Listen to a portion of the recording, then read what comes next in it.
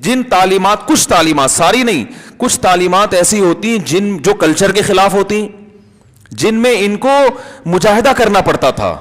تو اللہ فرماتے ہیں جہاں کسی پیغمبر نے ایسی بات کہی جو ان کی خواہشات کے اگینسٹ، فرمایا بہت سے پیغمبروں کا انکار کیا، بہت سو کو تو قتل کر دیا انہوں نے کہ یہ رکاوٹ ڈال رہے ہیں. کیونکہ جب پیغمبروں کو اگر ایسے ہی چھوڑ دیا جاتا تو پیغمبر کی دعوت دلائل سے بڑی زبردست ہوتی ہے، دلائل سے لوگ ان کی طرف مائل ہوتے ہیں. تو جو ان کی طرف مائل نہیں ہو رہے تو مائل ہونے والے ان کو برا سمجھنا شروع کر دیتے ہیں کہ یہ غلط ہے. تو کوئی انسان اپنے بارے میں یہ برداشت کر سکتا ہے کہ لوگ مجھے غلط سمجھیں؟ تو کہتے تھے ان کو راستے سے ہٹاؤ تاکہ ہماری چودراہٹ برقرار رہے، ہم اپنی خواہشات پہ عمل کرتے رہیں. تو وہ کام جو یہودیوں نے کیا وہی کام آج مسلمان بھی کر رہے ہیں کہ نہیں کر رہے. اب نیا پیغمبر نہیں آئے گا، لیکن رسول اللہ صلی اللہ علیہ وسلم کی کچھ تعلیمات ہمیں پہنچی جو ہمیں لگتی ہیں بڑی زبردست ہیں. ان تعلیمات میں ماشاءاللہ ہمیں نبی صلی اللہ علیہ وسلم نے یہ بھی بتایا کہ جی کھانا کھانا چاہیے. کیا خیال ہے؟ بھوکا رہنا صحت کو خراب کرنا اچھا نہیں. ہمیں بڑی زبردست باتیں لگی یار، زبردست. دعوت قبول کرنی چاہیے، تو ہمیں یہ حکم بہت اچھا لگا. جو بھی دعوت کرتا ہے چاہے رات 3:45 بجے کر رہا ہو، ہم الحمدللہ جاتے ہیں. پیٹ پہلے سے بھرا ہوا بھی ہو تو مسلمان کا دل چونکہ نہیں دکھانا ہے، دوبارہ سے اسی اسپیڈ سے کھا کے واپس آتے ہیں. نبی نے حکم دیا بھائی دعوت، ولیمے کی دعوت کو حکم دیا مت ٹھکراؤ. تو ولیمے کی دعوت کے لیے آپ کو 9 بجے کارڈ پہ لکھا تھا، 1:45 بجے اس نے کھانا کھلایا. احتیاطاً آپ نے عشاء کے بعد گھر میں کھانا کھا لیا تھا کہ بھوک سے مر نہ جاؤں کہیں میں. حالانکہ پتہ ہے بھوک سے کوئی مرنے والا ہمیں نظر، سب کھا کے مر رہے ہیں. لیکن اپنے بارے میں یہ خطرہ تھا کہ اگر میں نے عشاء کے بعد احتیاطاً نہیں کھایا تو 11:45 تک میں بھوک سے مر جاؤں گا.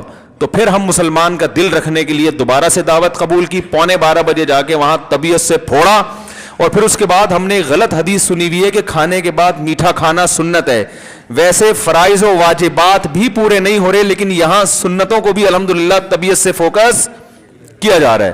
تو میٹھے کی جتنی قسمیں تھیں وہ ساری کھائی ہیں، کیونکہ میٹھا کھانا ہمارے خیال میں کیا ہے، ہوتا ہے کہ نہیں ہوتا؟ بھائی یہ تو کھاؤ نا، یہ تو سنت ہے.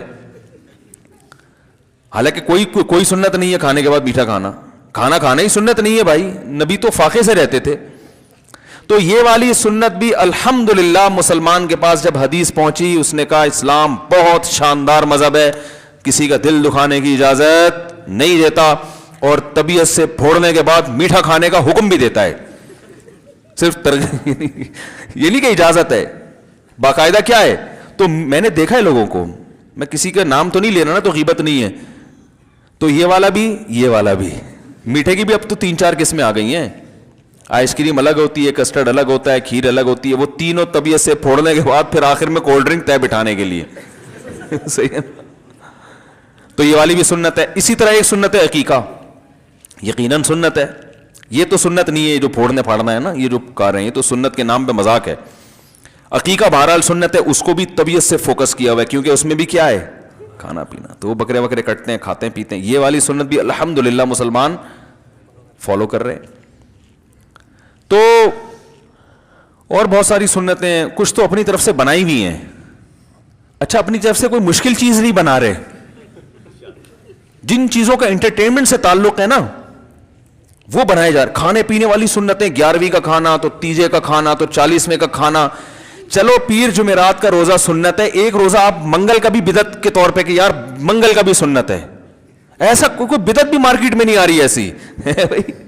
5 نمازیں فرض ہیں تو ہم 6ٹی بھی فرض کر لیں گے، یہ بدعت ہو جاتی نا، وہ نہیں ہو رہا. یعنی بدعت بھی وہ ثواب جو ان کا تعلق انٹرٹینمنٹ سے ہے. کھانا، کنڈے بھی کھانا ہے، 11ویں بھی کیا ہے، کھانا ہے. کھانے اور صدقے کے نام پہ بکرے. تو پتہ نہیں کیا کیا ہو رہا ہے بھائی. فلانے کا نکال کے وہ کھا لیا، خود بھی کھا رہے ہیں. یعنی بچے کا صدقہ نکالا، کھا گئے، کچھ ابا کو کھلا دیا، کچھ ان کو کھلا دیا. تو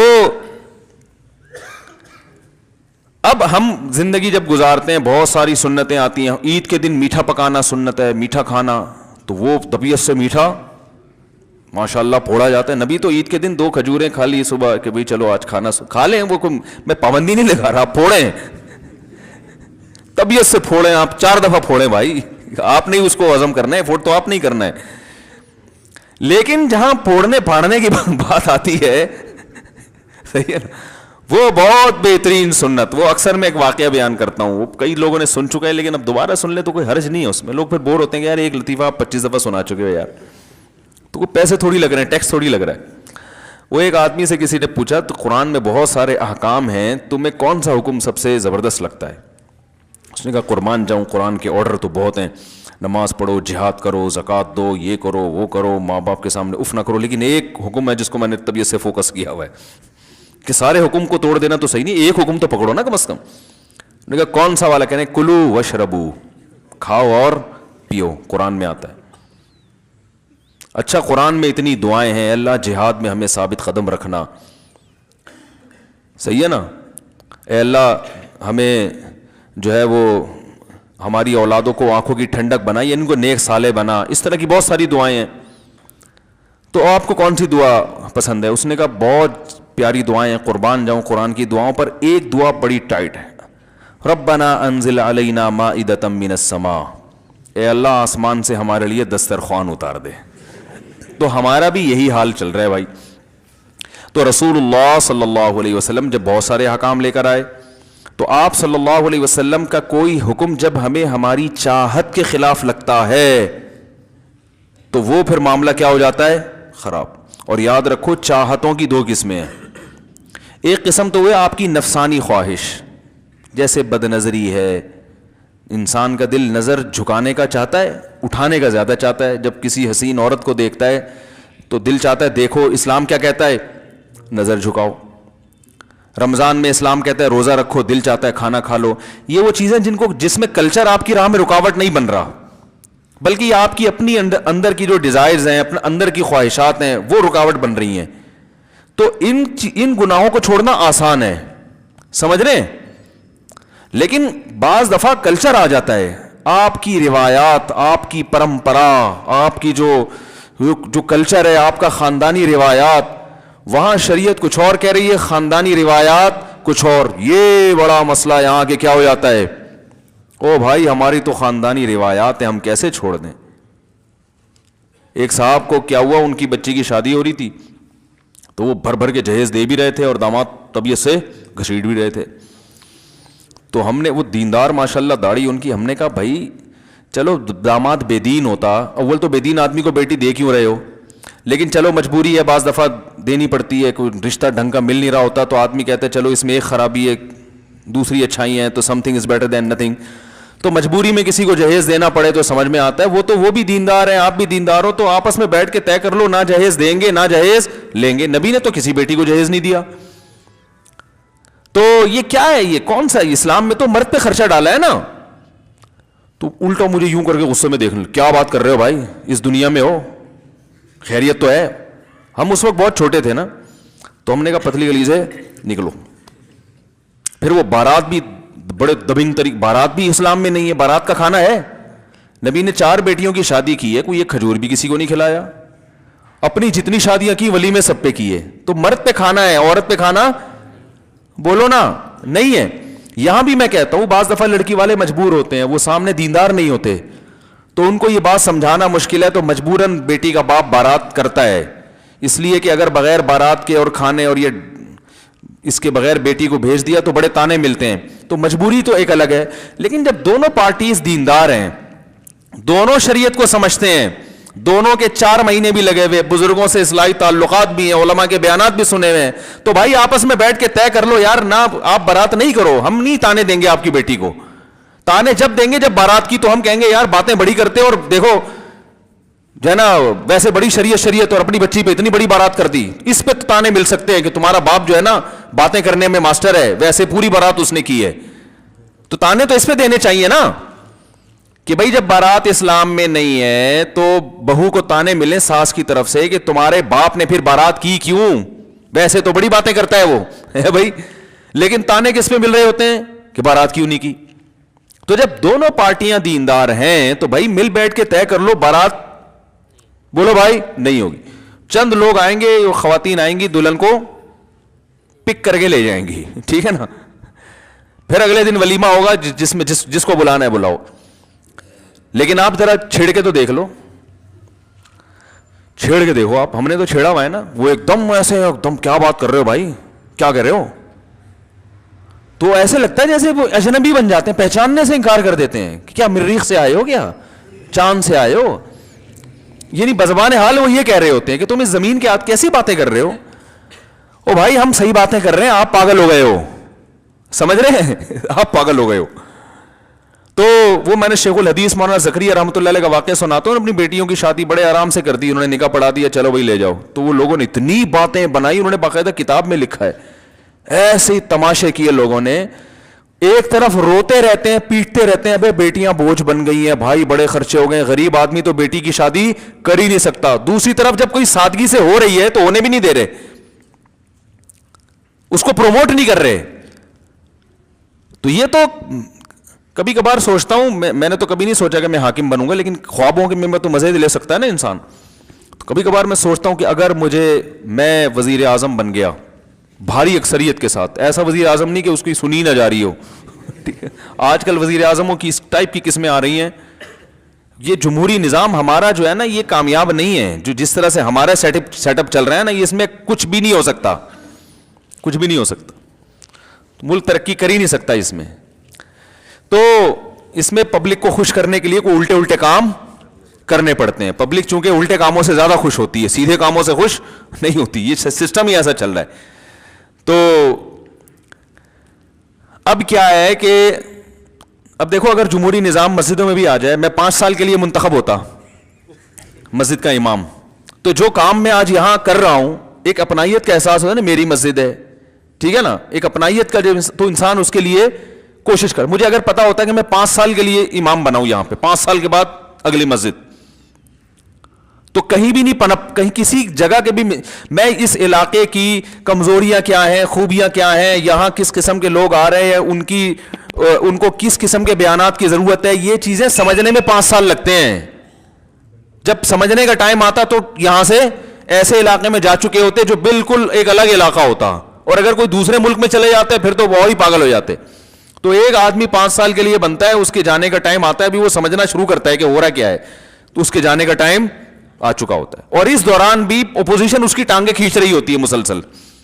یعنی وہ اگر 5 سال کامیاب بھی رہ بھی ہے نا, تو آدھا کام وہ ملک کے لیے سوچنے میں اور آدھا اپنی سیٹ بچانے میں لگا رہا ہوتا ہے. وہ اس کے بعد بھی 5 سال پورے نہیں ہوتے, 2.5-3 سال میں ہی وہ نکل چکا ہوتا ہے. پھر کوئی اگلا آتا ہے تو وہ پھر اس کو بھی سمجھ میں نہیں آ رہا ہوتا کیا. پھر لہٰذا اب پتہ ہے ہو کیا رہا ہے, وہ اب یہ کہتے ہیں یار ملک کو ایک طرف رکھو, یہ تو سمجھ میں آ گیا نا کہ میرا فائدہ کس چیز میں ہے, تو اپنے آپ کو پہلے فوکس کرتے ہیں ہمارے حکمران, اس کے بعد ملک دوسرے درجے میں. تو یہ سسٹم ایسا خراب ہے کہ یہ نہیں چل سکتا, یعنی اس سے ملک کو فائدہ نہیں ہوگا. لیکن اب کوئی آلٹرنیٹ ہے نہیں, تو اسی کو برداشت کریں, کیا کر سکتے ہیں.